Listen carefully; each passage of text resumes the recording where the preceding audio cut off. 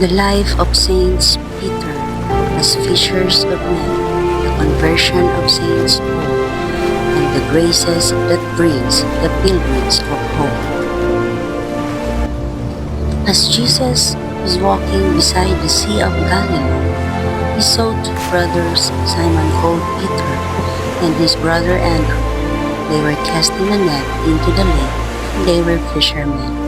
And Jesus said, "Follow me, and I will make you fishers of men." They immediately left their nets and followed Jesus. Going on from there, Jesus continued walking. He saw two other brothers, James son of Zebedee, and his brother John. They were in a boat with their father Zebedee, preparing their nets, and Jesus called them. Come here after me, and I will make you to become fishers of men.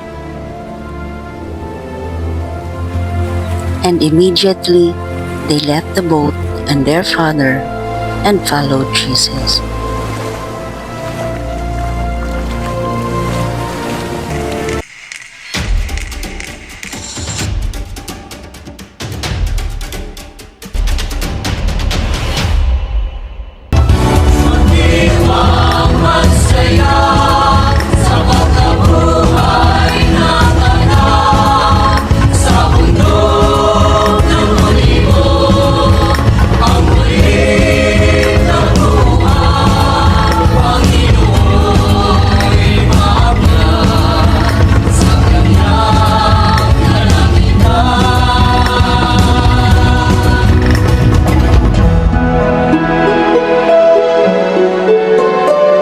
Pangaral ninyo sa mga bansa at sa mga sulok ng daigdig ang pagsisisi at kapatawaran. Tandaan ninyo, susuguin ko sa inyo ang ipinangako ng Ama.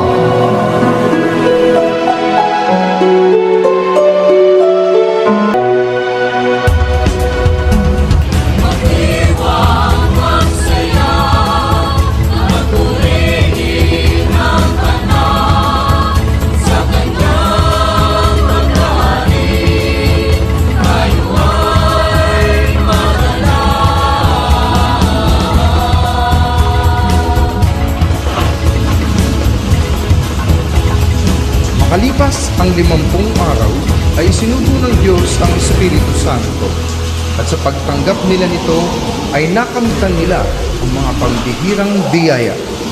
Marami ang kanilang nahikayat.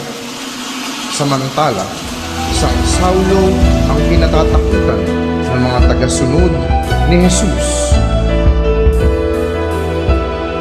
Laban sila sa atin at sa impyerno, ang mga tagasunod niya kung peking Kristo. Sumasama pa sila sa mapagpanggap at patay na Diyos. Lubog naman ang hinain kay Kristo. Ito si Saulo ang mabagsik, malupit. Sa Kristiyano galit niya'y may ngit-ngit. Siya'y pumapatay, umuusig ng kay bilis. Sa kulto ni Jesus nating Matigas ang ulo ng sadyang lungko, patayin, durugin ng bato.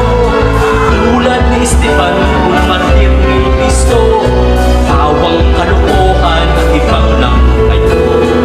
Atuhin hanggang sa mamatay ang mga tao iyan. Patayin ang mga tagasunod ni Jesus.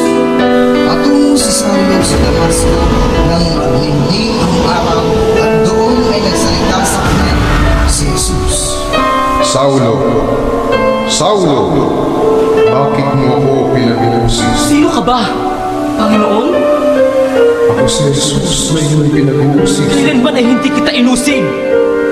Ano man ang ginawa mo sa kaliliitang nilalang, ay ginawa mo na rin sa akin. Subalit, ay hihirangin ko. Bala kong makita, ba't binunag mo ako? Mamangha-mangha ang kapangyarihan mo. Ibalik mo ang liwanag, ako na'y bagong Pablo.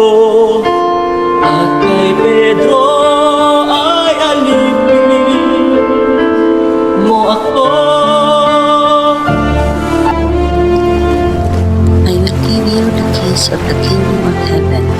Whatever you bind on earth will be bound in heaven.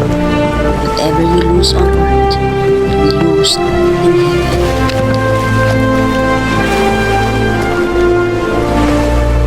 Paul led the mission for Christ, and Peter became his companion, and they led the brotherhood, the pilgrims of hope, the yearning for the treasures of heaven. Saints Peter and Paul towards pilgrims of hope.